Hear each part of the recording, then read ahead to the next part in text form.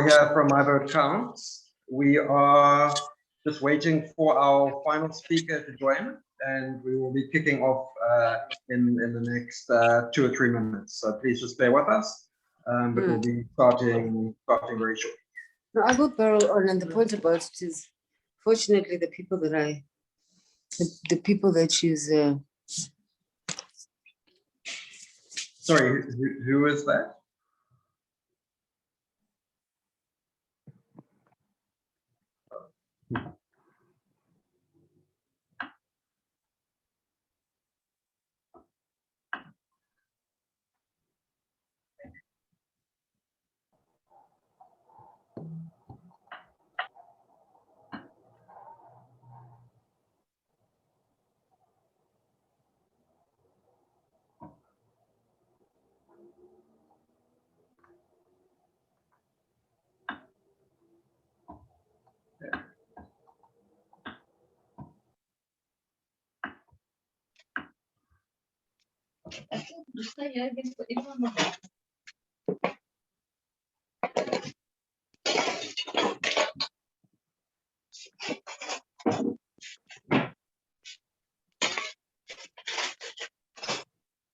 Okay, guys, I think we'll begin now, and then people will just be joining, I think, in the next few minutes. So good morning, everyone. I'm Joel with My Vote Counts. Could everyone please put themselves on mute for the time being? A few people unmuted. Thank you. Thank you so much for taking the time to be with us today. I know everyone has really busy schedules. I know everyone is having Zoom and webinar fatigue. So we really do appreciate you taking the time to be with us today. Welcome to My Vote Counts' third and final webinar in our series titled The Future of Democracy in South Africa.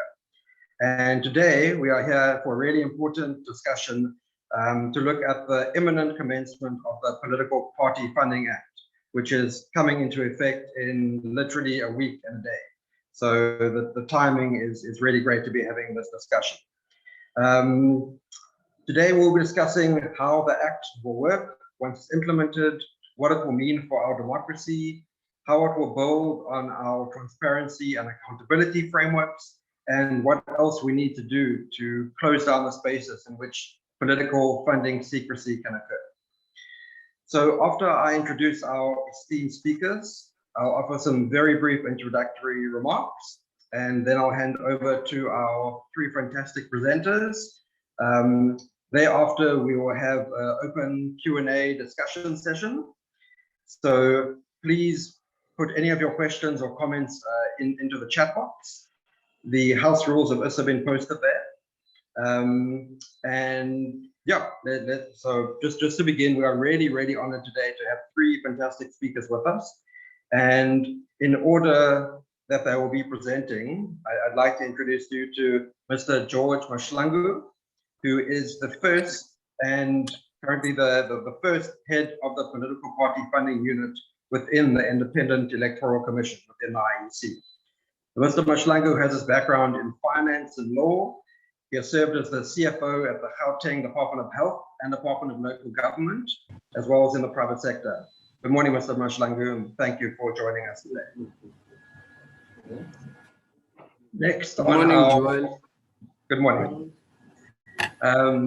Our second speaker will be Dr. Ralph Mathekga. Dr. Mathekga is a renowned political analyst, researcher, author, columnist, lecturer, and a consultant.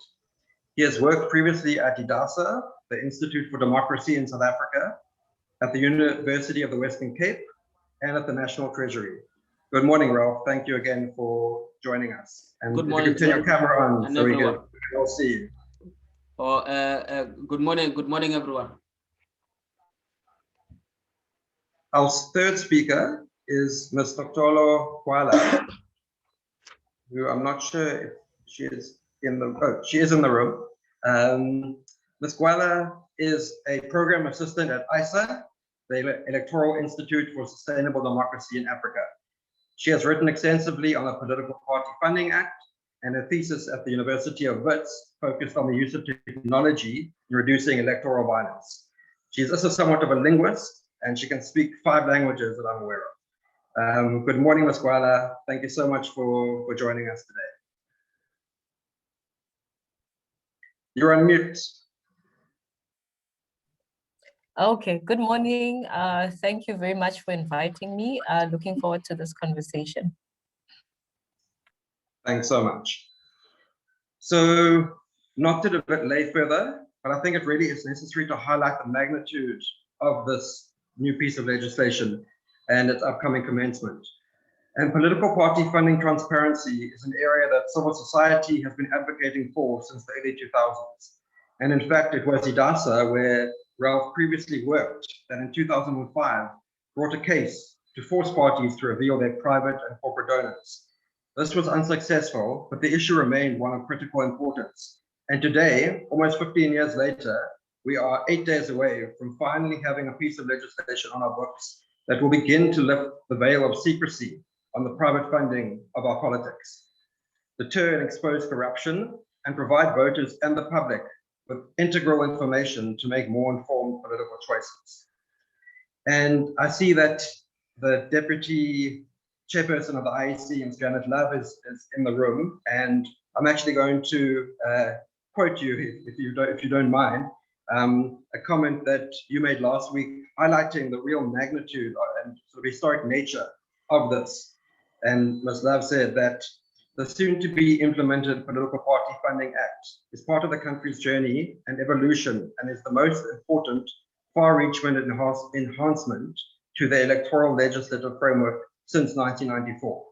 So we really need to be aware of the true nature and magnitude of this, and its importance for our democracy. So at my vote counts, and I know for many other organizations and individuals, this really is a moment in time that we believe will fundamentally change our political landscape, and is a building block, and it's an essential building block to deepen our democracy and create a more open and accountable South Africa. So before we move on to our presentations, just a quick few admin announcements. So I've already mentioned that the house rules are in the chat box. For the duration of the presentations, please make sure you are on mute. And again, please write your questions and comments in the box, and then we will ask and identify which speaker you are proposing it to, and we will make sure that these are answered in the Q&A session. And just to let everyone know, we will be recording this meeting for future reference, and it will be available on our website.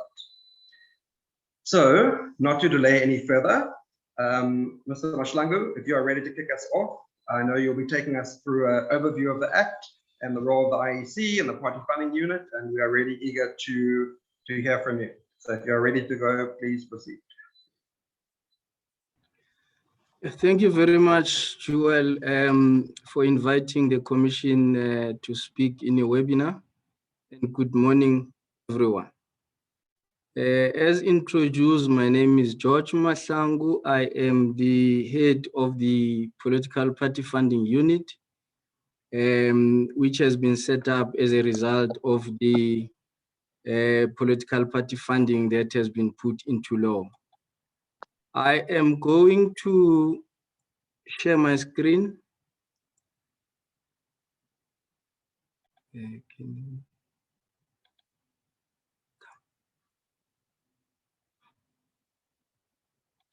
Just give me a second, I'm sharing my screen. I'm disabled, can you able me to share? Sorry, Mr. Mahlanhu, give me 1 second. Okay.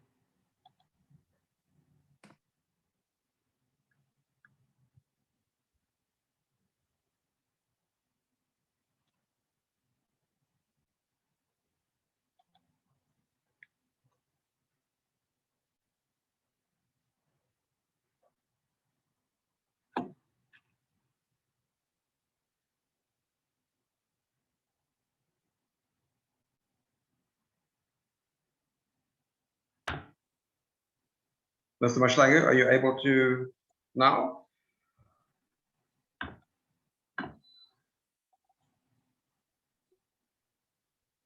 Okay, can you see my presentation? We can. Okay.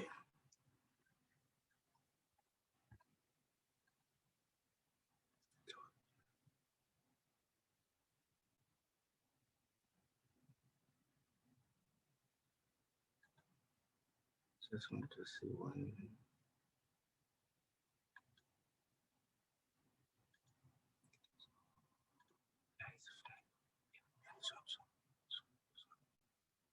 Okay, thank you very much. I think you can see the full screen now.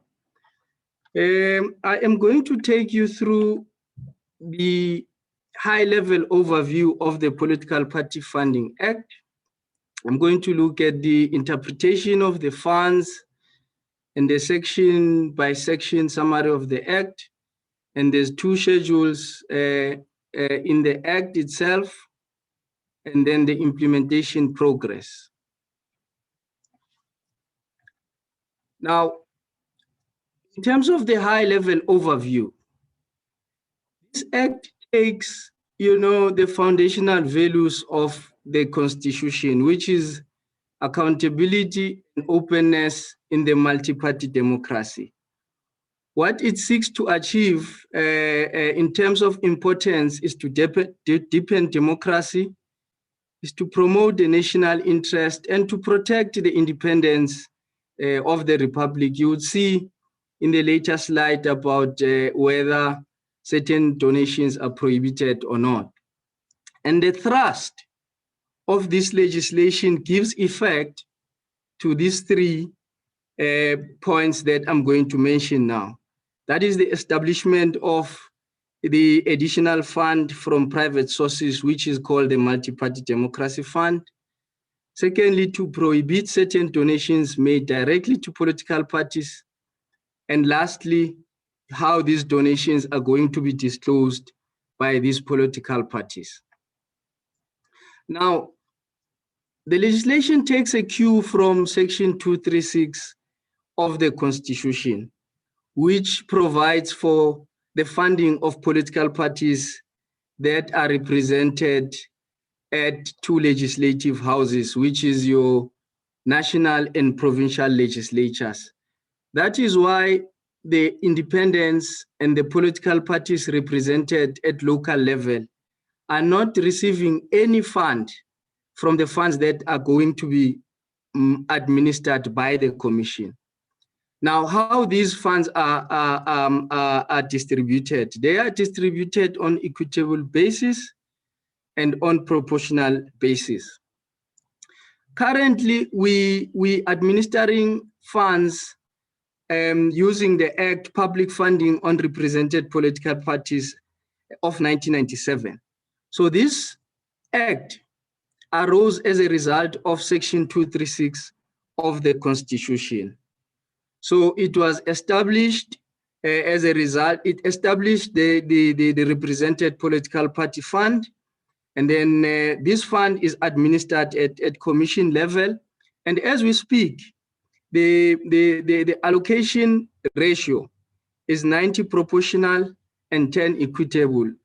However, political party funding has revised this allocation to 2/3 and 1/3, otherwise it's 33% and 67%, meaning that smaller parties are gaining from the new political party funding in terms of sharing. Now we've done a high level overview in terms of calculation using the 2021-2022 allocation of public funding. So we have picked up that out of the 15 political parties that are represented at provincial and national legislatures, top three parties are shedding some allocation to smaller parties. So 12 parties are gaining as a result of this legislation.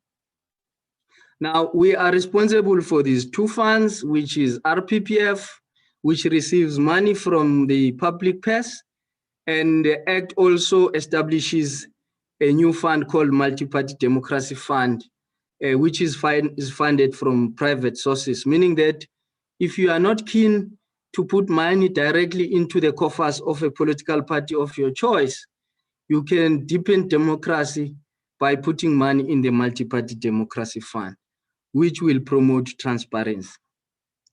Of course, these funds are administered at commission level, and then most provisions of this legislation are taken from the current legislation, which will cease to exist on the 31st of March 2021.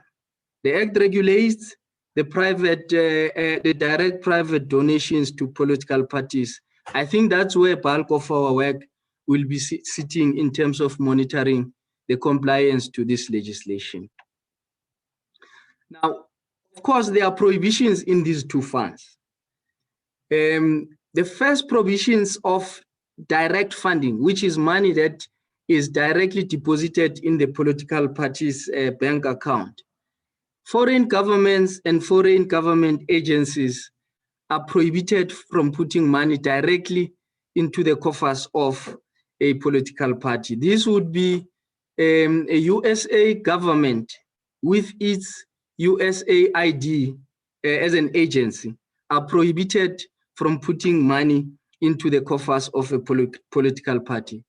However, the political parties can receive money from entities registered outside the country. And there's a limitation to that money that may be received by the political party.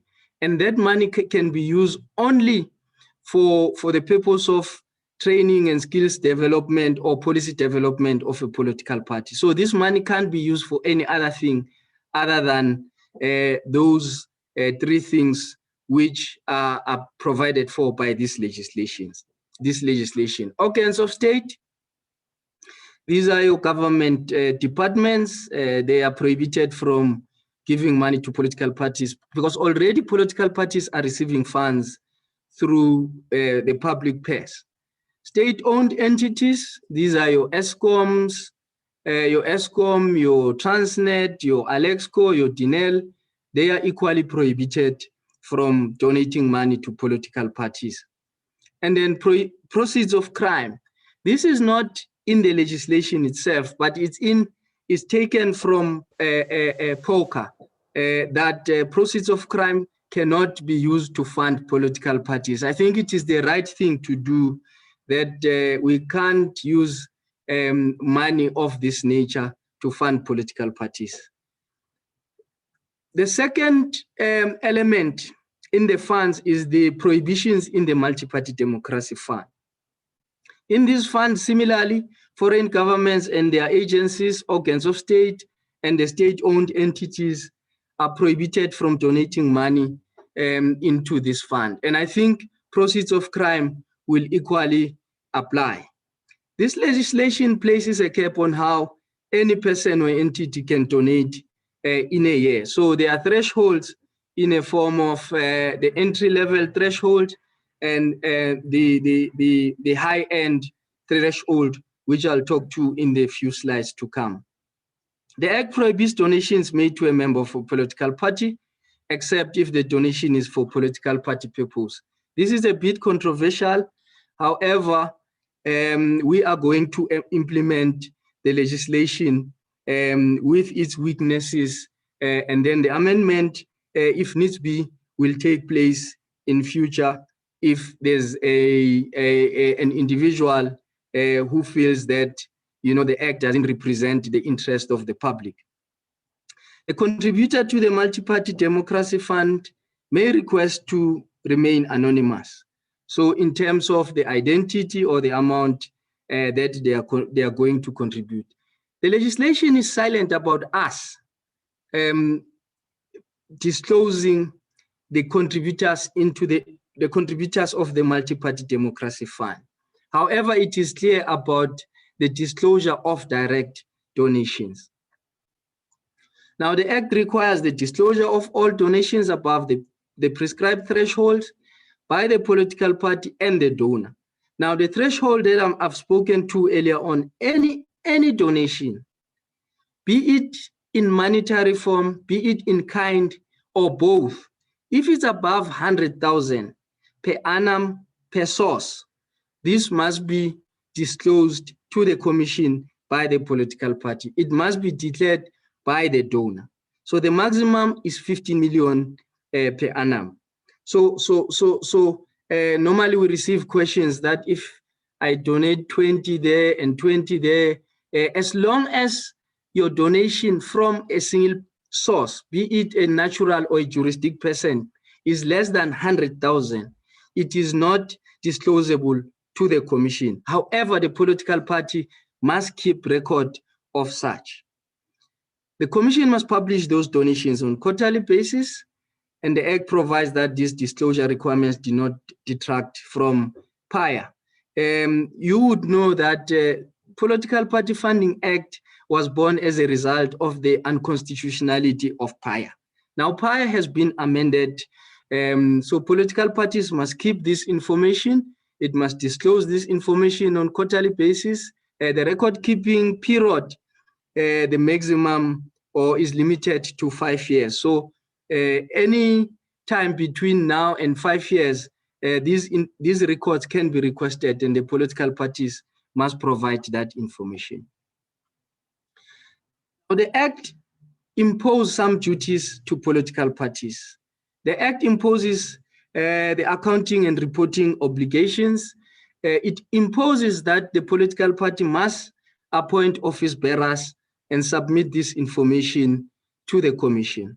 It imposes that the political party must appoint a registered auditor with a registered body, IBA in this case, where the audited the financial statements of the political parties will be audited by this auditor appointed. The Act also imposes on the accounting officer of the political party to keep all income. When I mean all income, be it membership fees, be it a donation of 10 rands, be it a donation, of Joel 80,000. He closes his article by saying South Africa can. Hang on, Mr. Can we Mahlanhu. mute, please? Yeah, they muted. Okay. Thank you very much. So the Act imposes those obligations to the political party and the preparation of the financial statements for audit purposes. Political parties must do so as 3 months after the end of their financial year, and then they must submit to the appointed auditor, and the auditor will take 3 months to audit these financial statements. So after the 3 months, which will be 6 months combined, the 3 months of the political party preparation of financial statements and the 3 months period of auditing, then they will submit those financial statements back to the commission. Now, Chapter 5 talks to the enforcement. So the Act, gives us powers. It gives us powers to monitor and inspect and inspect, the books of the political parties. So we can request information from the political parties as and when the need arises. If there's a complaint that has been brought to our attention by the member of the society, we are obliged by this legislation to do an inspection so that we can come out with the result of our inspection and monitoring. The Act also grants us power to suspend. In an event that the political party has been given an opportunity to correct the transgression and the political party fails to do so, the power that is within our ambit granted by the legislation, we can suspend payments until the transgression has been corrected. The Act gives the Electoral Court the power to review the decisions of the Commission. In an event that the Commission takes a decision and the person the decision is taken against is aggrieved, the person may request the Electoral Court to review the decision that has been taken by the Commission. This is just but how the Act, has been laid out in terms of chapters. The Act comprises of six chapters and then 26 sections. So chapter 1, section 1 mainly deals with the definitions. Chapter 2 deals with the represented political parties fund, which is the money that comes from the public purse. Section 3 talks to the multi-party democracy fund. Both these funds are administered at this level. Section 4 talks about the investment of money in funds. However, the Act is specific that this money must be invested with a PIC. Now, you may know that PIC deals with equities. So I doubt that we will expose, the money that belongs to the political parties to equity-related investment, firstly. Secondly, political parties would need this money to do their business. So if this money is going to be kept or is going to be invested with PIC, it may take time before this money yield the results that are desired. The management and administration of these funds are at commission level, which is section 5. Section 6 talks about how the allocation and the payment is supposed to be done. Section 7 talks about what the political parties can use this money for. Maybe just to elaborate a little bit, that political parties are expected to open 2 bank accounts.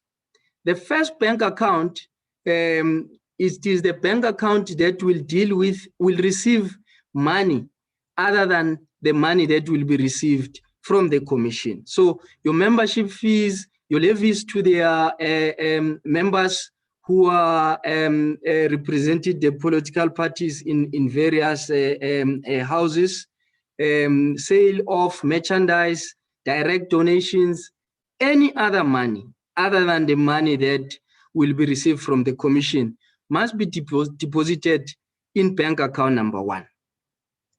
Bank account number 2 deals with money that will be dispersed from the 2 funds administered at commission level.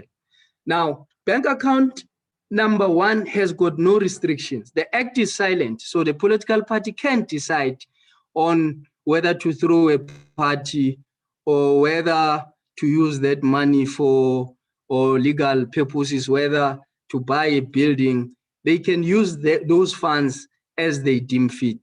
However, for the bank account number 2, political party can only use money for the following: the development of the political will of the people, the bringing the political party's influence to bear, the shaping of the public opinion, inspiring, furthering political education, promoting active participation by individual citizens, exercising an influence on political trends. Those are just but few of the items that the political parties must use this money for. Now, the auditor will have to check whether this money has been used for the purpose that it is intended for.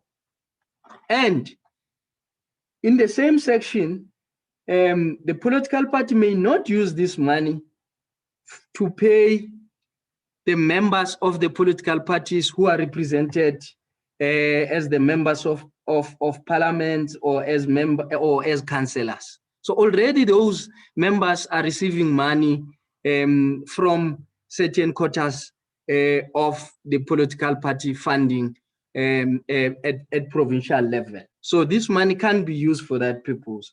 This money also can be used for a public servant. Let's assume a public servant is a member of a political party. Already a public servant is receiving money from the state. So this money can be used to pay that particular public servant. And this money can be used for anything in contravention of this Act. Direct funding, this is where I said bulk of our responsibilities will be sitting for monitoring purposes. Section 8 talks about prohibited donations, which I've spoken to earlier on. It talks about the disclosure of donations to political parties. That is your 100,000, above 100,000 and maximum of 15 million per annum from a single source. Section 10 talks about the prohibition of donations to a member of a political party. This has created a stir in a sense that a member of a political party cannot receive money for his personal use, but he can receive money for political party purpose. What a political purpose is, it has not been defined by this legislation. So the definition of that will be left to those who are using this money for political party purpose to decide what a political party purpose is. It is a gray area. We have flagged this, and we hope that once the time arises when the Political Party Funding Act has to be amended, maybe the definition of a political party purpose will be given strength there. Chapter 4 talks about the duties of the political parties. I did mention what certain requirements of a political party must do in terms of this provision, and then how the political party must account. So the political party must keep records. This legislation requires political parties to improve their governance. So the keeping of records will help political parties. However, the commission has come into the party in the development of the online party funding system, which I will talk to at a later stage. This will help political parties to utilize the system to keep records and also for disclosure purposes. The Act provides for unspent money at the end of the financial year to be rolled over to the following year.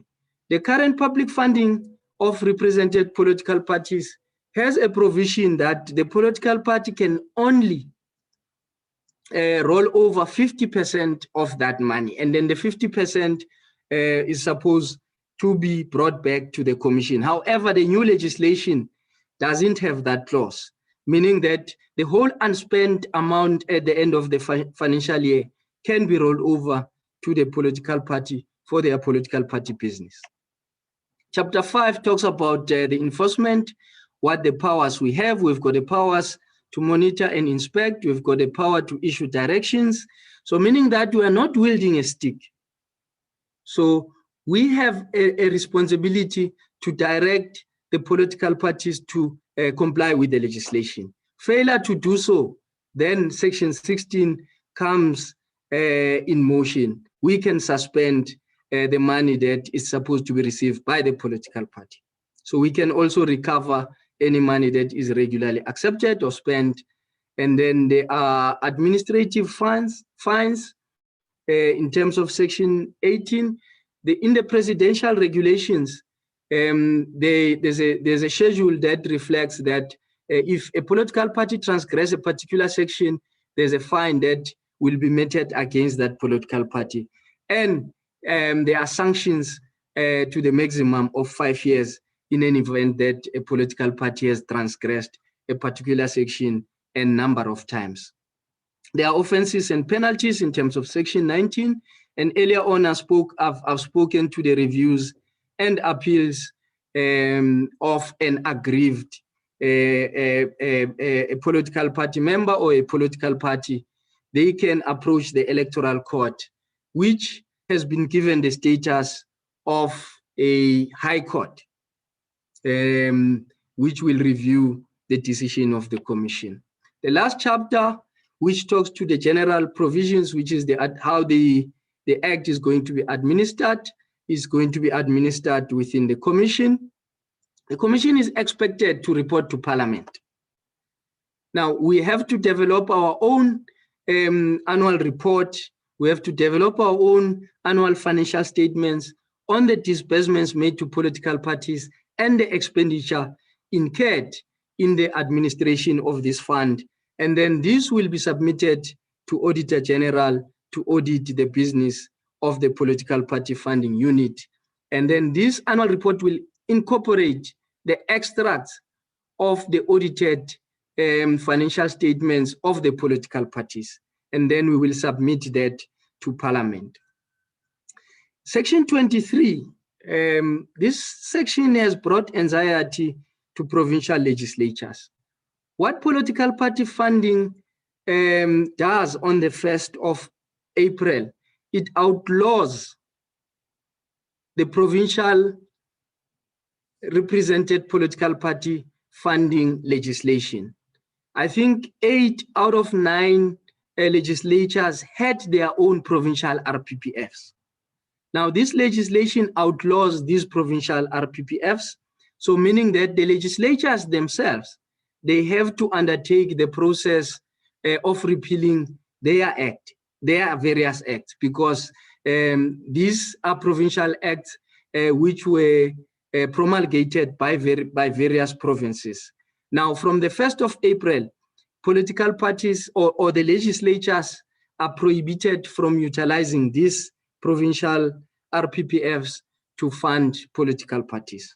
Section 24 talks to presidential regulations and the regulations that are developed at commission level. And then Section 25 talks about the repeal and the transitional provisions. So the Public Funding of Represented Political Parties Act of 1997 will be repealed as a result of the introduction or as a result of the implementation of the Political Party Funding Act. And the short title of this act is called Political Party Funding Act of 2018. Last but one slide, there's 2 schedules. The first schedule talks about the maximum fines that the Commission can impose for the contravention of the Act. And then Schedule 2 refers to the regulations which are embedded into this legislation, otherwise known as presidential regulations. The last slide talks about what we have done as a Commission to date in preparing ourselves to implement this legislation.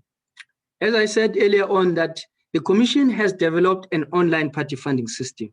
So our business with political parties in terms of declaration by the donors and the disclosures by the political parties is going to be done online. Hence, we have trained the NPLC members on site on how the online party funding system will operate. So this somehow assists the political parties from buying off the shelf, systems. They can use our systems for record keeping purposes and for disclosure purposes. We have finalized and gazetted the regulations that are germane to the implementation of this act. We have trained the political parties accounting officers on site, as I said earlier on. We have trained political parties represented at provincial and municipal level. These were virtual presentations to these political parties. We have trained registered and represented political parties. I must say these have been difficult meetings for us. The Commission at the moment is sitting with more than 400 and counting number of registered and represented political parties. Only 15 political parties are represented in these 2 legislative houses. So the 485 odd number, it is not registered, it is not represented, but registered. So Section 12 of this legislation, sitting in Chapter 4, expect these political parties to comply with certain section of these regulations. So they are unhappy about the fact that they are not receiving money from the Commission or from the funds. However, they are expected to comply with certain section of this legislation. However, as the Commission were expected to implement this legislation to the letter, we have trained the unrepresented political parties. We have presented to representatives of provincial legislatures to share our understanding of what Section 23 is all about. In the quest to promote the multi-party democracy fund, we have met with various business chambers to promote the new fund. We have met with BUSA, we have met with South African Chamber of Business and Commerce. We have written letters to the top 20 listed JSE companies to encourage them to donate into this fund. We are continuously interacting and doing presentations to other stakeholders who may request us to do so, or whom we can identify as relevant stakeholders for this legislation. I think this was my last slide, and I am going to hand over back to the program director.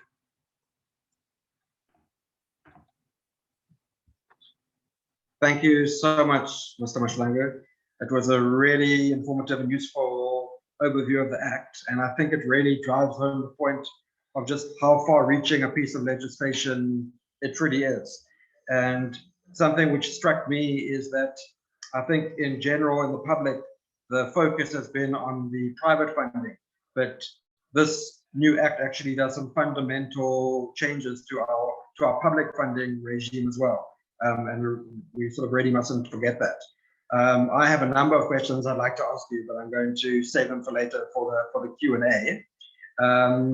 Just to say, it sounds like you and your unit are going to be really busy, and we are really eager as well to see the first set of disclosures before the local government elections. Thank you again for a fantastic presentation. Mr. Mathekga, Ralph, if you are ready, we can't wait to hear from you around your analysis of the Act, what it will mean for our country, and any other words of wisdom that you are willing to share with us today.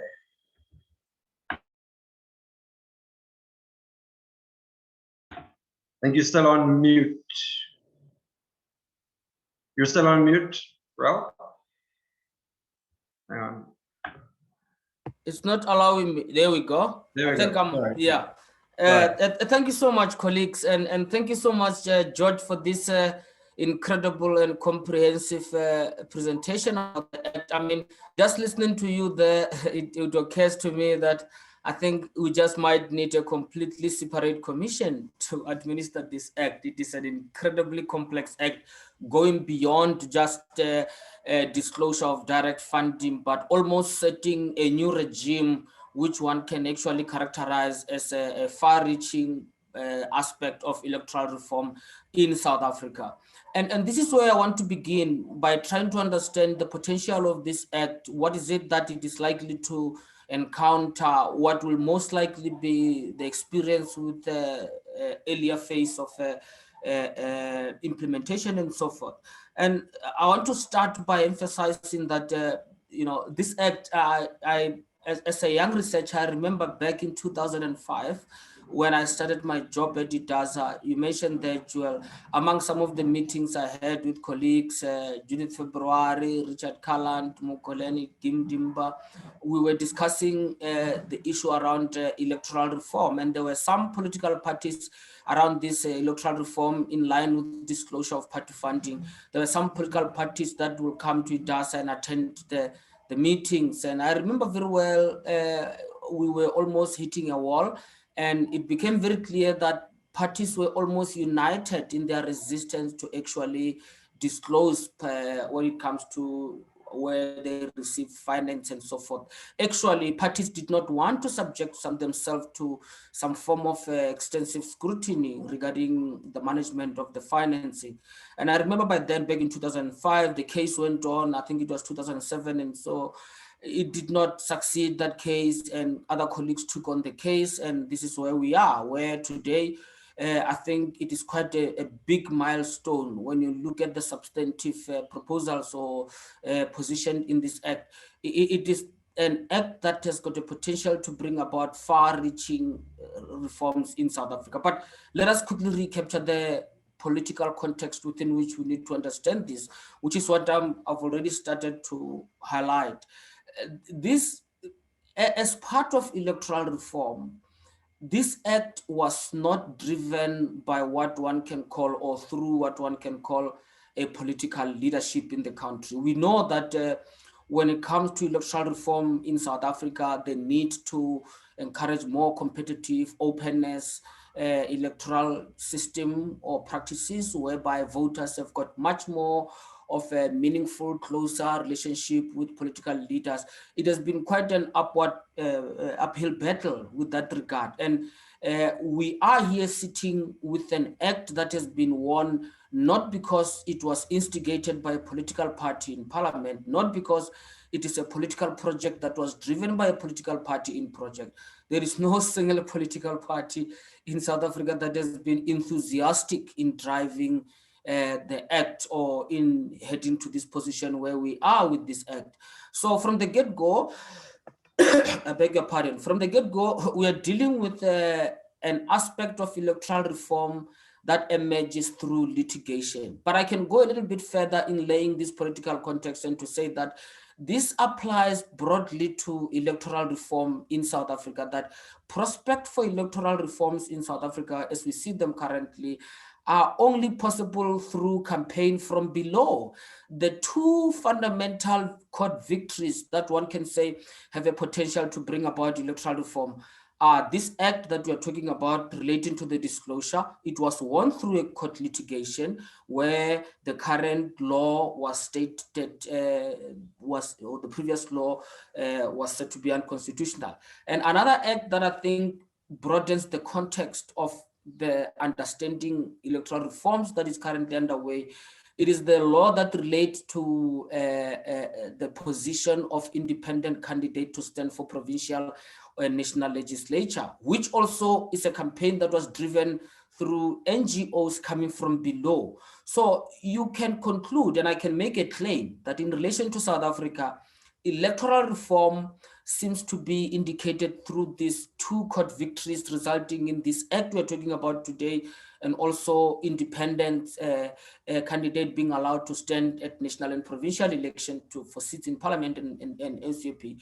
These two acts are quite interesting in the sense that they lack political support. They are not being driven by any political support. The ANC-led government has not demonstrated any willingness to shift in this direction. It is well known that the party is not interested in this. So what do we have? What does that mean when it comes to the manner in which this act will likely be implemented?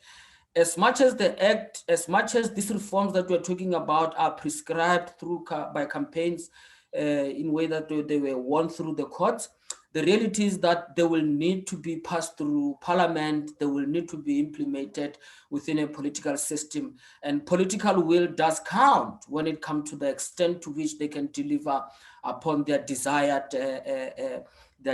goals. I mean, for example, when it comes to the disclosure of public finance, the ultimate goal is to make sure that the relationship between the voters and political parties, it's quite fair and honest. It is not infiltrated by the use of secret funding being channeled to political parties. The ultimate goal is to ensure transparency. The ultimate goal is to remove the influence of money or the undue influence of money in politics.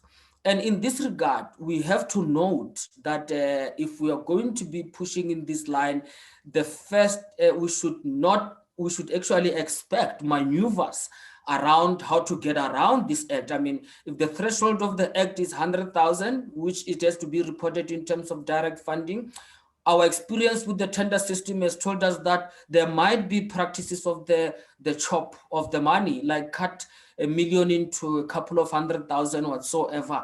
And what that means is that we are facing an environment where a proper implementation of these reforms to achieve the desired political goals will require further campaigning. People might need to go to court for further clarity where they believe that the act is silent. I'll give another example where I think that we might need to see further reforms in line with what has been set down by this act. It is when it comes to the internal processes, the internal mechanism of campaigning within the political parties. I mean, we are here now dealing with the question of the CR17, to which the act is silent regarding how do we govern the internal processes through which money is being used within political parties. And again, other areas that are quite interesting is what constitutes political activity or work where one is using money. As Mr. Mahlanhu was trying to explain that they flag the issue. But what does it mean? We have seen ridiculous cases in the United States of America where the campaign finance is spent on personal issues, where political leaders try to justify that it is for political purposes while it is for personal. So electoral reform in this regard, ensuring transparency when it comes to the influence of money in politics, it is a moving target that requires constant campaign. But I think that the positive part of it is that despite political reluctance to take this further, there are benefits that I believe South Africa's political parties will gain out of this. And perhaps maybe I need to spend a couple of minutes on this to explain what are the democratic dividends of this act, the way in which it seeks to reform the flow of finance and the use of finance in politics. If you look at this act, the level of governance that it requires when it comes to reporting, that level of governance actually for the first time opens the books of political parties or the practices of political parties to external scrutiny in a way that we have not seen before. And I believe that South Africa's political parties suffering from the crisis of internal democracy, as we are seeing with cases where members sometimes take each other to court to resolve internal battles that could not be resolved within the parties. South Africa's political parties will gain by this external scrutiny that is coming through external institutions such as this act when it comes to how it can impact upon the internal functioning of political parties. My final analysis of where we are going is that as a nation, there are a few issues that we need to resolve and we need to decide upon.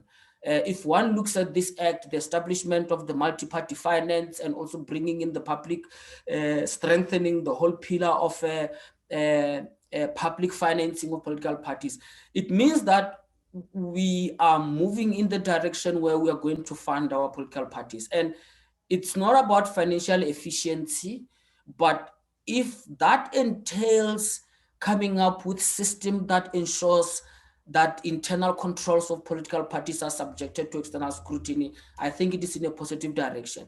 I believe that this act actually brings more responsibility to the public when it comes to how parties are politically funded. And as someone who I believe I'm a Democrat, I do believe that South Africans should actually bite the bullet and fund their political parties and therefore demand some level of accountability from those political parties regarding the internal processes of the political parties. So as much as this act comes against the backdrop of political, maybe lack of political support, being an act that comes through activism from below, lacking political leadership from above or through political principles, I believe it has a potential to change the electoral system in South Africa, together with the other recommendations by the court regarding electoral reforms, the independent candidates.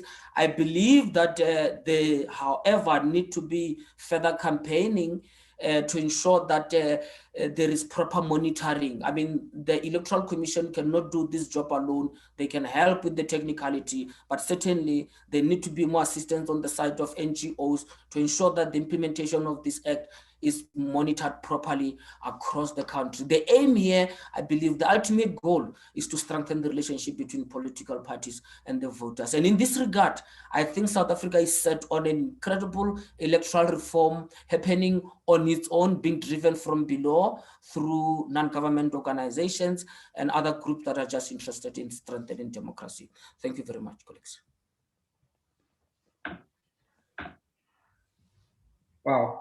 Thank you so much, Ralph. That was fantastic. A lot of food for thought there. I think something we've also been thinking about that this is obviously a really exciting development, but as you say, it's a moving target and something that we will need to be revisited to strengthen it, to close down the spaces in which people seek to subvert the intention of the legislation. And something at My Vote Counts that we've also been considering is, that civil society and the NGO sector has an integral role to play in ensuring that there is public awareness around the legislation and compliance and monitoring and evaluation as well. Wow, a lot of really interesting points there, which I'm sure will be touched on again in the Q&A session. Thank you so much, Rolf. That was fantastic.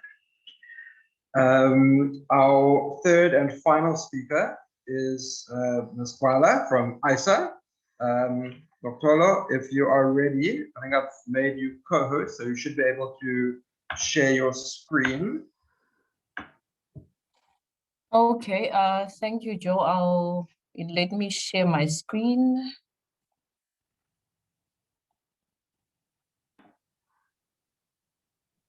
That's perfect. Okay, perfect. Okay, so I won't be long because I knew I'd be speaking last, and I think all the pressing issues have been well articulated by Mr. George Mahlanhu and Ralph Mathekga. Basically, I will just focus my presentation. It's just 3 short slides on the prospects and challenges of the Political Party Funding Act. I'd also like to take this opportunity to thank Mr. Mahlanhu as well as the team at the IEC, because when we met, I believe it was early 2020, we did discuss and go into detail a lot in terms of the gaps that were currently there in the act as it stood. And I think looking at the regulations that came out recently, I'd say there is an improvement, although of course we do always like to appreciate, we do always like to appreciate as well the loopholes in order to identify issues that we can be able to deal with. That said, my general thoughts basically about the PPFA, I'd like to say it's a very big win, especially for the CSO community that has pushed for it. As Mr. Mathekga rightly said as well, it was basically an initiative of the it was basically not necessarily an initiative of the political parties per se. So with that said, we have to recognize the role of civil society, also the pressure voters put in, and we can say that it's about time, especially considering the delay in actually now formally commencing with the act from basically 2019 up until now. I also believe it's a starting base and it's aimed at launching a better political culture for democratic and competitive elections. And I'd also like to appreciate the fact that the IEC has a very huge responsibility, which has been well alluded to, and that we should always encourage collaboration, especially with of course, other institutions that can be able to lend support. Already, we've cited, of course, the role of the Electoral Court in terms of assisting with penalties or cases of disputes or appeals, the role of institutions that can be able to assist the IEC as well in terms of actually figuring out direction, because this is new ground for them as well. And I'd also like to say that the success of the PFA won't just depend on the existence of the law. And I think we focused a great deal in terms of what the Act says as well as its regulation. But as common sense says, in the case of South Africa, we've had great laws before in all aspects, not just in the political arena, but the most important part is implementation and also enforcement as well, and a great degree of it as well will have to be us seeing behavioral change, general behavioral change, especially from political parties. Because of course, we have functioned this far without any laws on private funding, but perhaps we wouldn't have even known that we need some sort of laws had parties been behaving accordingly when it comes to the use of money, especially during the election period. So a big part of it really does depend on the political will as well of political parties to actually see this through and to not take advantage of these loopholes that we are correctly identifying or the challenges that we can already foresee. In terms of challenges that I would just like to highlight, I'll skip some that I think have been adequately dealt with. In terms of I'd still like to stress the importance of regulating in-kind donations and the use of state resources. I think more can be done in that respect. During the 2019 elections, for instance, ISA actually did a pilot study. It was very practical, where we tried to look at all the provinces and interact with political parties that were holding their campaigns for the general elections. And what we really tried to do was to quantify in-kind donations. So our researchers would go in and ask political parties, so how much did you spend on this bus? And parties, the easy answer for them would be, oh no, this is actually donated by a party member, or a party member who owns buses gave this to us. So how do you go about quantifying that, especially in the period of elections? Because we know, of course, that most people are actually, ordinary people are more interested in what they see going on when it comes time for parties to contest for power, not necessarily the day-to-day running of political parties, which I think the Act spends a great deal of time focusing on that. And there's not really, I don't feel there's much appreciation for the actual election period in the Act itself.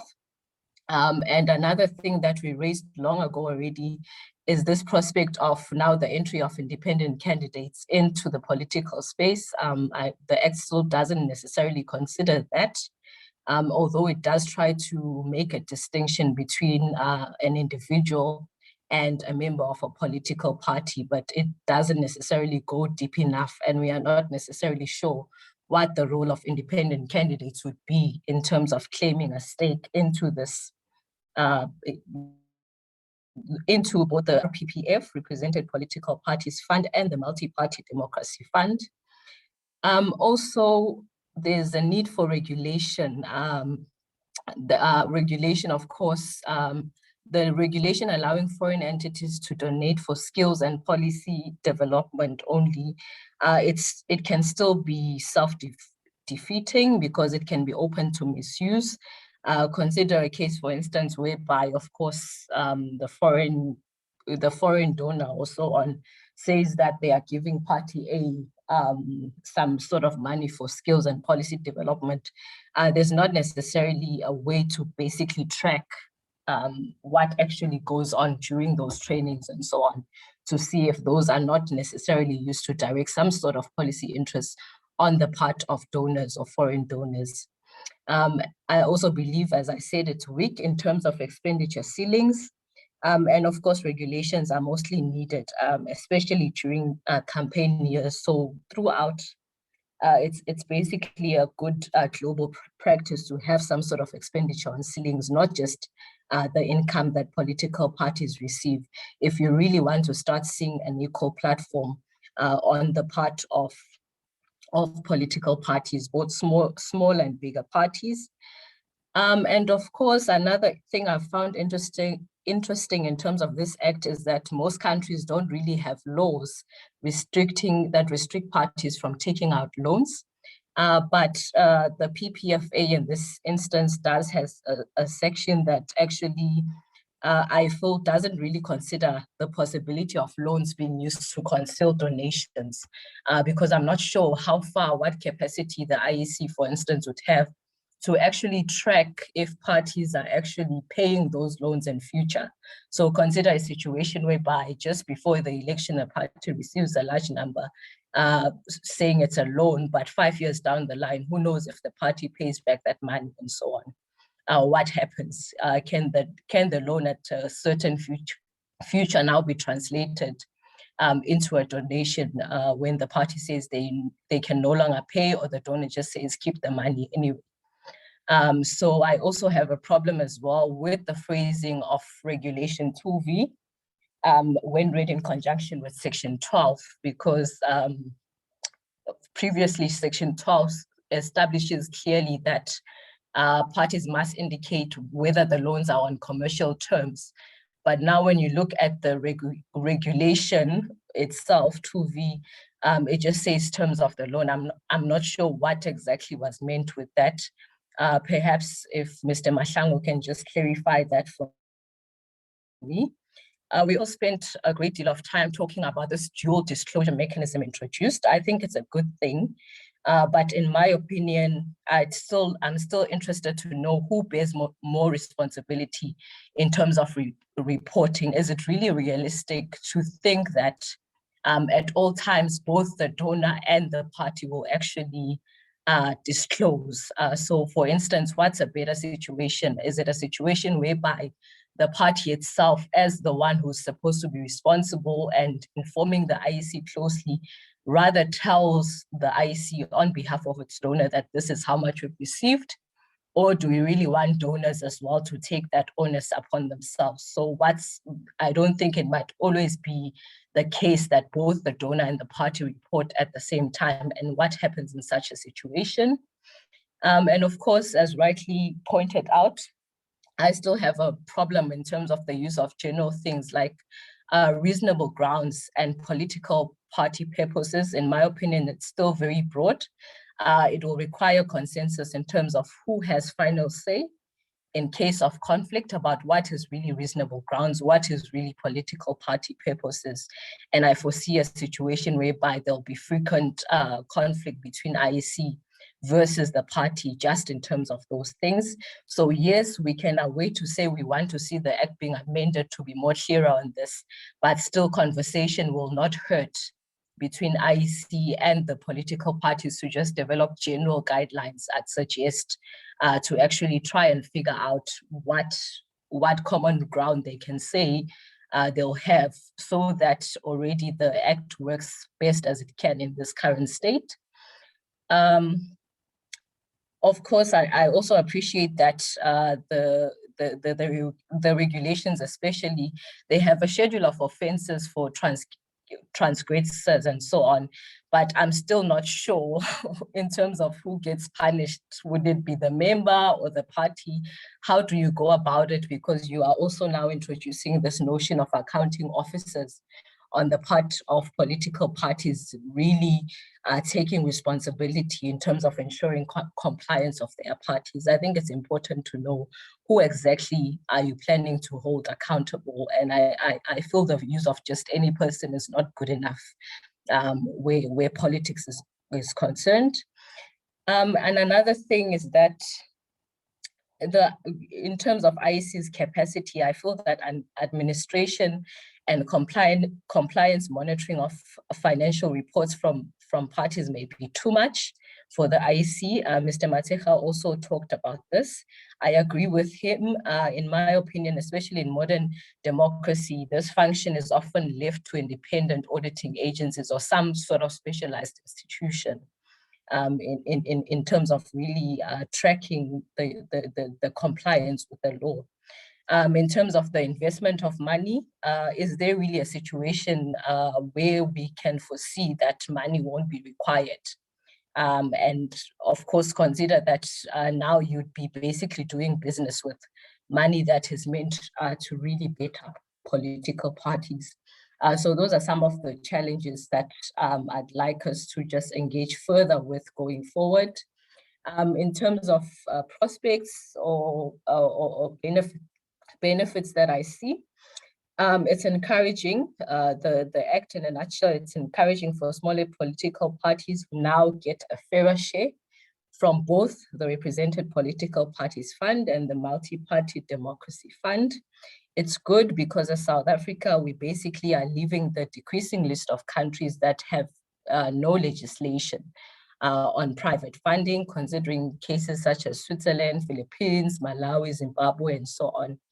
But also appreciate, of course, that just because countries don't have legislation on private funding doesn't necessarily mean that there's always an abuse of resources, although that's always the case. It really depends on the behavioral culture, as I was saying earlier. And I believe that it further protects the rights of citizens to know who is funding their parties in efforts to, of course, limit the undue influence of money. It requires greater levels of transparency and accountability from all political parties in the handling of their own party finances throughout the electoral cycle. And I believe this may also reflect positively in the long term on the governance record.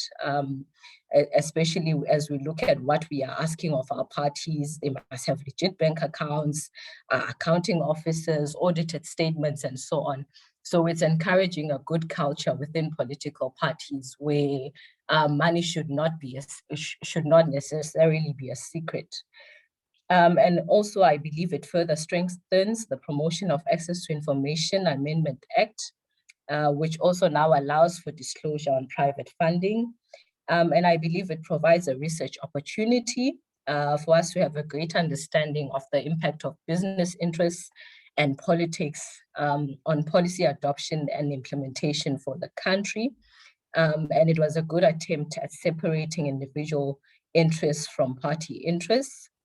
And we did discuss this long ago already in terms of, I'd suggest that if we could possibly use the 2021 municipal elections as just a litmus test, possibly just to see, just to test drive and see how we fare, so that by the time we go into our general elections, nothing is necessarily too much of a shock or a surprise, basically. So those are my contributions. Thank you very much.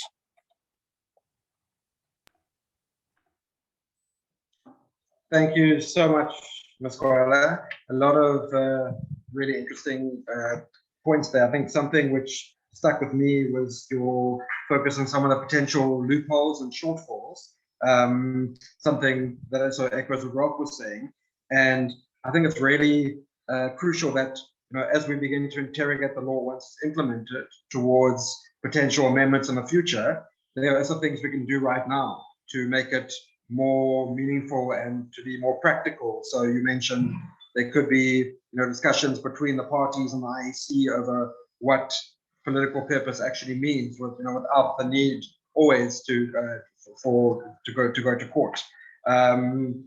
I have a number of questions I'd also like to share to ask you, but I'll obviously leave that till the Q&A session. So yeah, thank you again to all of our speakers for some fascinating presentations. I think it's really set the stage for hopefully what will be a very useful and informative discussion now.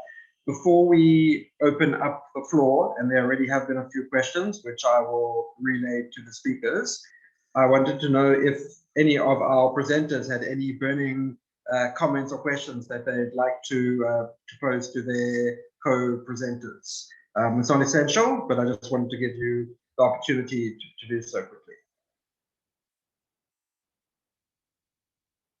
Mr. Mahlanhu, Ms. Mathekga, Ms. Gwala. Not from my side. I will await the questions, the broader questions.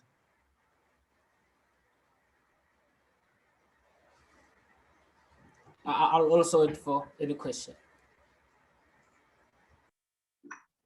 Sure. Thank you. Okay, cool. Thanks, guys. So I see a hand up, and I've also taken note of a few questions that have been put in the chat already. Mr. Mahlanhu, I think you're the targets so far for the questions, but I'm sure there will be other ones that will arise. So the first question was from Shaylin, and she wanted to know, since the record keeping period for the Act is 5 years, does this mean that we can only gain access to information anywhere from between now and 5 years ago? Or how will this work? Thank you very much, Joel. The law cannot be applied retrospectively. So what will happen is that we will be looking at the 5 years from the beginning of April 2021 going forward. So anything that might not have been disclosed by the political party from the 1st of April going backwards, it is not going to be applicable to this legislation. Thank you. That's very clear. We have another question from Gary Pinar. His question is also addressed to you, Mr. Mahlanhu. What information, if any, on the online party funding, recording and reporting system will be accessible to the public? and when? Would it be live or would it be on a quarterly basis? Yeah, Gary, the online party funding system is going to be available to the public insofar as donation making is concerned. So if you just want to peruse and check what is happening, the system doesn't provide for the member of the public to have, the access to that particular information. However, what is going to happen is that on quarterly basis, the political parties are going to disclose to the commission on all the donations that are above the threshold. And that information will be published by the commission online. The online party funding system is going to be available, is going to be live on the 1st of April 2021. What we did during the training sessions, we availed the system to the political parties to play around with. And then I think this Friday, if my memory serves me well, we are going to recall the system, to clean the system, and then on the 1st of April, it will be available to political parties and prospective donors to utilize the system. Thanks, Mr. Mahlanhu. There is a question in chat. I think it's addressed to everyone from Natasha. The question is, various speakers have said that the Act would ensure that smaller parties are included in the sharing of the funding and will have access to financial resources to facilitate their campaigning. And the question is, did the bigger parties protest this? I think any one of our presenters can comment if possible. I'm going to leave this to the other speakers.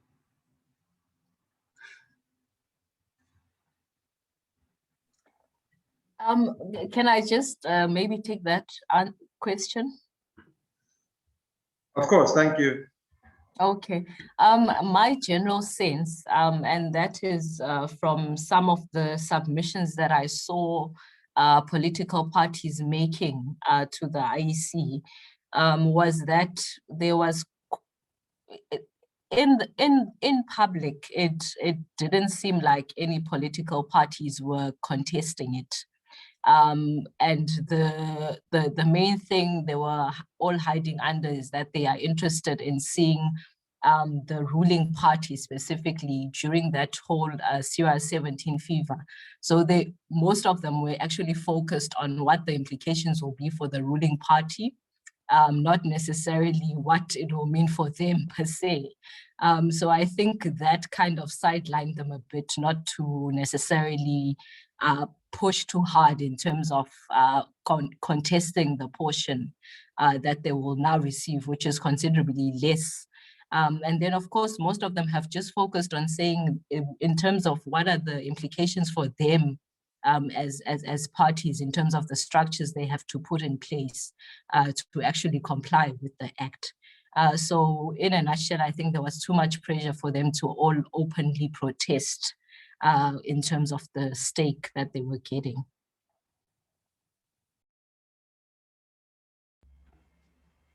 I think that, thanks colleagues, I think that there's a lot of unknowns about the patterns of party finance in South Africa, and probably this legislation will give us more. And I think one of the reasons, there's always been this speculation coming out in the discussion on this thing that says that actually it will most likely punish smaller parties.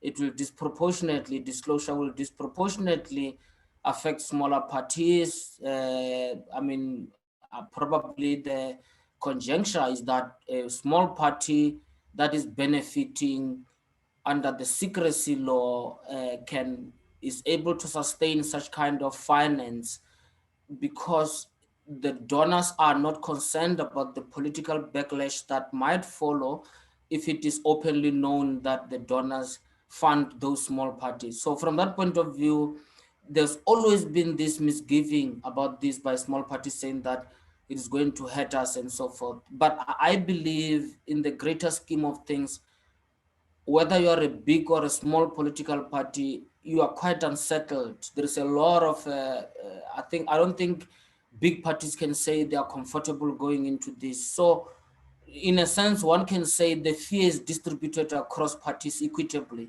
irrespective of their size. But you keep on hearing small parties saying that, yes, we want to dislodge the hegemony of the dominant party that survive on the status quo.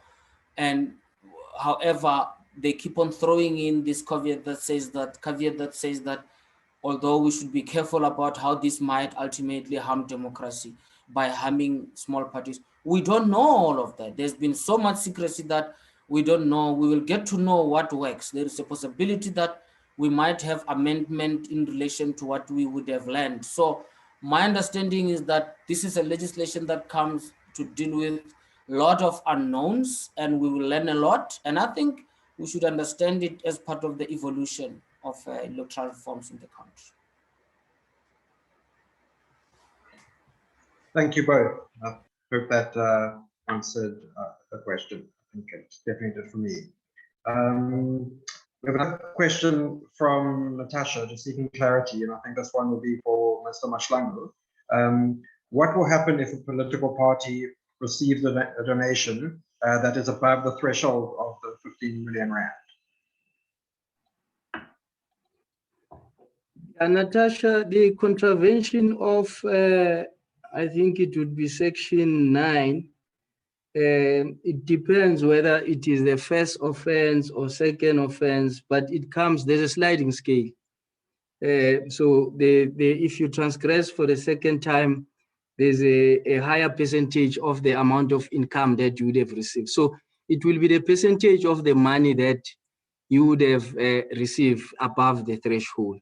So there is a sliding scale which is sitting in Schedule 1, which will guide us how to expedite, these fines to the transgressor. Thanks, Mr. Mahlanhu. Another question in chat from Mugumele. The question is, what tangible difference or differences will we see in the next election campaigns as a result of the act, if any? And this is open to all our speakers, please. So it's what tangible differences will we see in the next election campaigns as a result of the act?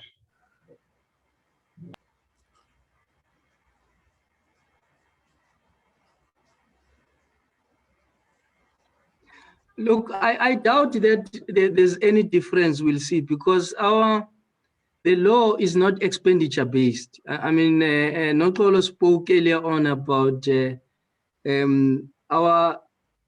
this legislation is income based, it's not expenditure based.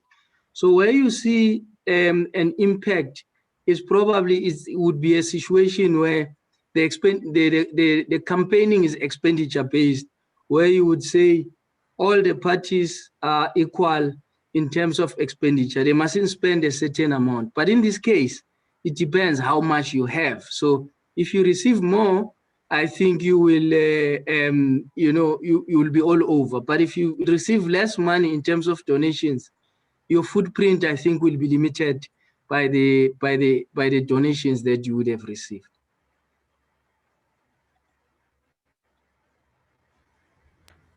Ralph, did you want to add?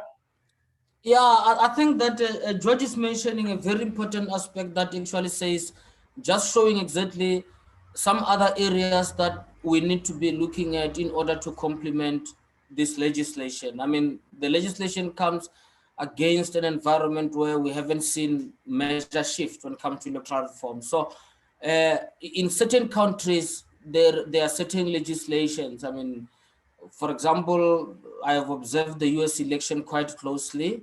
They have quite tight rules, and there are transgressions, but people have went to jail for transgressions on some of the funds, the way in which they've spent some of the funds. So it might be that in order to maybe increase the efficacy of this legislation, amendment including capping expenditure on campaign financing and so forth. Those are things that will become inevitable reforms, I think, as we logically look at how this applies. So I do think that no one should be blamed for the legislation being silent in certain areas, because I think that it is not meant to be the end of it. It actually set the country on a potentially interesting electoral reform. Thank you, Ralph. There's a lot of discussion, a lot of questions. I wanted to ask Ms. Gwala, you mentioned about the pilot study that ISA had conducted. I wanted to ask, can you share with us a little bit more information about that? What sort of amounts were parties disclosing to you, or as you said, was it mainly that it was donations in kind? Did it give you any better sense of the levels that levels of money that were being spent on campaigning?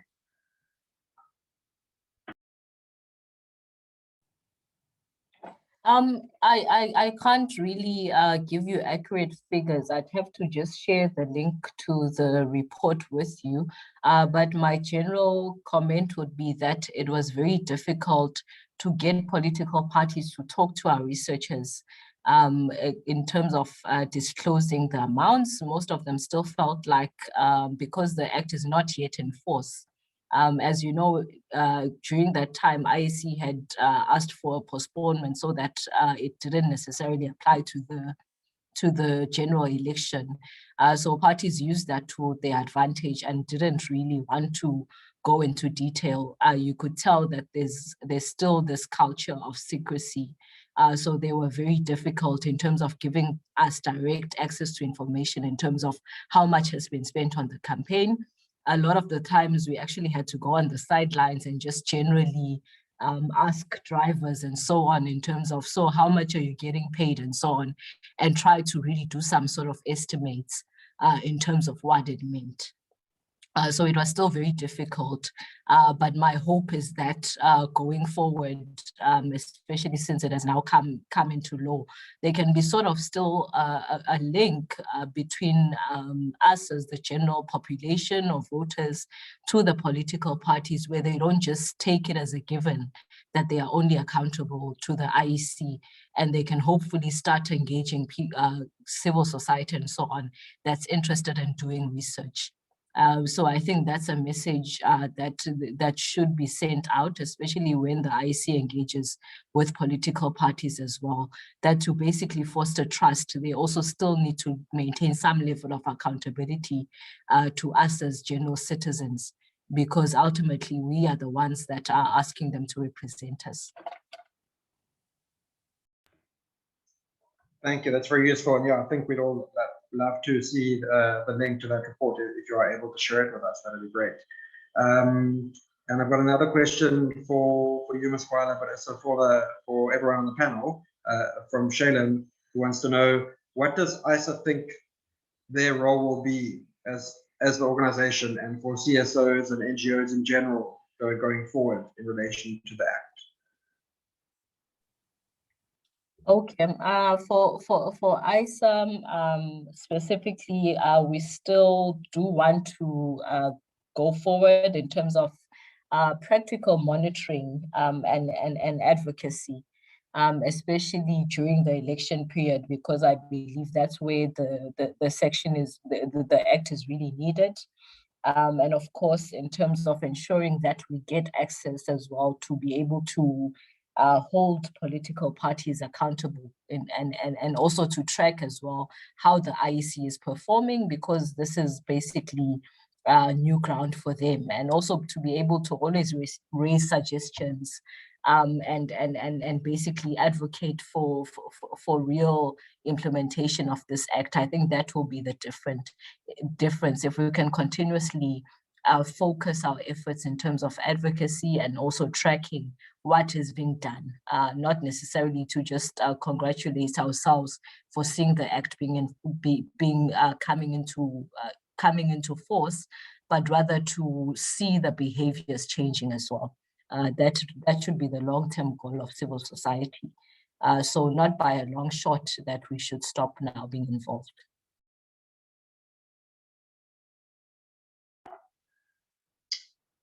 Thank you. I couldn't agree more. Mr. Mahlanhu, Mr. Mathekga, anything to add on that, on the role of CSOs and NGOs?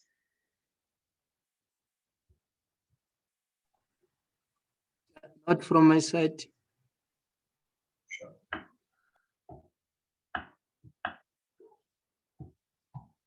Cool.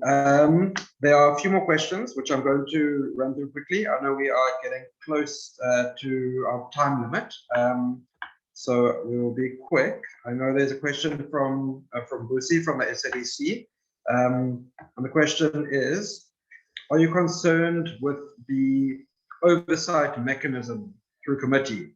Is it self-defeating to the Act?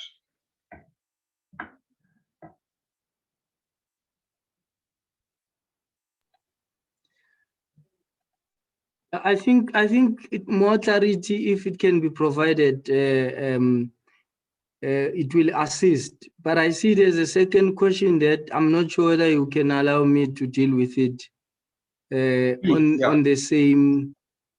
Yeah, that talks about party treasurers in the Act. Look, as the Commission, we are not dealing with the political party treasurers. However, we are dealing with accounting officers as the office bearers that have been appointed by the political party itself to deal with the Commission on issues of compliance. Now, Noxolo earlier on in her slide of challenges mentioned something like who's going to take responsibility within the party. The Act is clear. If it says the accounting officer must, submit, in an event of a transgression, our entry point is the accounting officer, is not any other office bearer within the party. So at least the legislation is clear about certain responsibilities from certain individuals. So where we have to deal with the accounting officer, we'll deal with the accounting officer, not any other office bearers as submitted to the Commission. Thank you, Mr. Mahlangu. That's very clear. I had lots of questions, but we're running out of time. I just wanted to ask you, Ralph, what are your thoughts around the levels of compliance that we are likely to see from parties when the Act is in effect, or do you foresee there being attempts to circumvent the Act and you sort of make most of the loopholes and the lack of clear definitions in some ways, or do you think that you mentioned the need for political will and buy-in? What is your reading of the situation?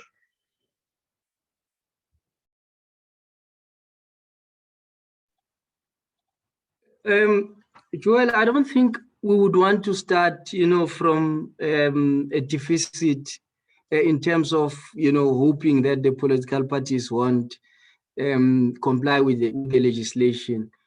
We are positive.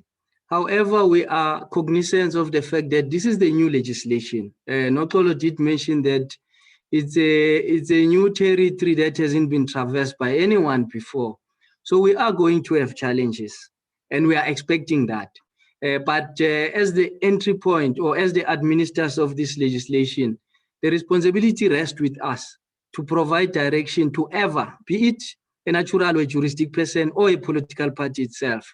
We need to provide guidance so that we avoid punitive measures as much as we can. So where I am sitting, I'm hopeful that political parties will comply with the legislation, but the civil society, the citizens are the ears and eyes, of the Commission in an event that we won't, be aware of certain transgressions. That information will naturally come forward as time goes by. I remember you saying you want to create an enabling environment for political parties, and I think this is what everyone would want to prefer. My very last question to you, Mr. Mahlangu, because of something which you mentioned today, the implications for the provincial public funding of representative political parties legislation being no longer lawful, essentially, as of the 1st of April. So what will happen? What will provincial legislatures do to change this? Yeah, Section 23 provides mechanisms of how legislatures can fund political parties. They can do so through Section 116 and Section 57 of the Constitution. So meaning that they can create their own rules on how they must do their business with political parties at provincial level. And then they can also use, I think it's Section 24 of FIMPLA. FIMPLA is the equivalent of PFMA, but for legislatures. So they can use that section as well, and they can use their Provincial Legislatures Act to fund political parties. The only relationship the Commission will have with the legislatures, the Act provides that the legislatures must annually submit the allocations to the represented political parties to the Commission. So that's the only relationship we are going to have. So whatever allocations they are going to decide upon or allocate to political parties, the accounting officer at that level must submit to the Commission that we have allocated this much to these political parties and our business with them ends there. I want to believe that their auditors will have to audit whatever they've set up as rules against how the money has been utilized by the political parties on the money that has been allocated to them by the provincial legislature or by the National Assembly. Thanks, Mr. Mahlanhu. We seem to have lost Ralph, unfortunately, and we are nearing the end of our discussion. Just wanted to express real gratitude on behalf of Mother Accounts to our speakers for giving us your time and your expertise and all of your thoughts. To everyone in the room for making the time and staying with us and for your really interesting and insightful questions.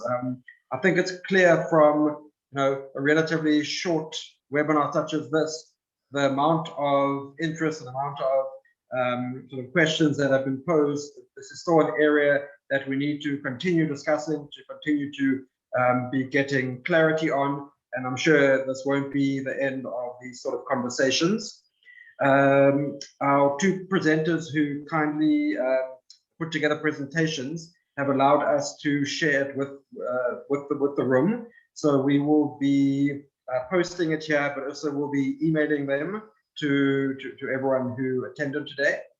And yeah, I'd like to afford our speakers to have any final comments or parting thoughts. Don't feel obliged to, but if you would like to, please go ahead now. Otherwise, just let me know and we'll wrap things up. Mr. Mahlanhu, thank you. Gwala? Thanks very much, Joel, for putting this together. I think definitely the conversation should continue, but also we should start putting in place strategies. I'd like to ask as well, Mr. Mahlanhu, to really consider my suggestion that preferably it's good if you identify these broad terms we've been talking about and try to get a discussion going between yourselves and political parties, especially to really ensure that we try as much as we can to really implement the Act in a way that will speed up things, because people are interested and they'll start looking at the municipal elections, for instance, as an indicator of the efficacy of this Act. Thanks, Ms. Gwala. I think, Mr. Mahlanhu? yeah, thank you very much, Joel, for inviting us. For us, it is important that when we get platform like this, we educate, as much as we can. Because if you educate one can help another, the next person in terms of explaining how the system or the act will be rolled out, moving forward. As I said earlier on, that this is a new terrain. Let's traverse it, all of us together. We are not expecting a smooth sailing. We are expecting challenges. We are expecting to be cited in various court approach.